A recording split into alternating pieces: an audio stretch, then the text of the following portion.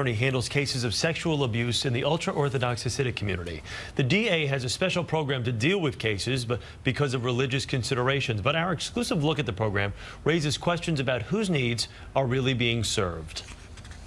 In the Hasidic Jewish community, all matters, including sexual abuse, are handled internally. But the wall of silence may be crumbling. Brooklyn District Attorney Charles Hines says in recent years there have been nearly 100 arrests in the community. But unlike other DAs, he will not release the names of the alleged abusers. It's a civil rights statute that precludes us from identifying the people. He says release of the names could identify victims in the tightly knit community, but some say he's being influenced by politically powerful rabbis. I think that he's behaving very badly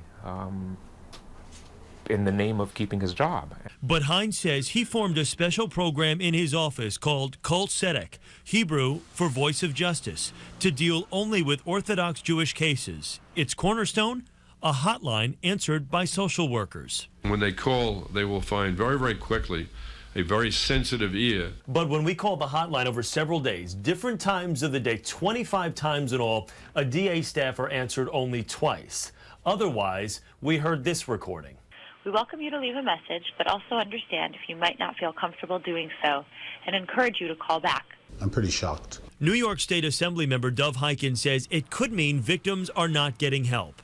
We might be losing people who finally had the courage to make the phone call, and they're not going to call back. Today, a spokesman for Hines said the hotline operates 24 hours and is manned some of those hours by a licensed social worker. As for our experience, he said, if that's what happened, that's what happened. We can't explain it. Hines says the hotline has resulted in 95 cases, but it turns out some were brought to the DA by advocates or police.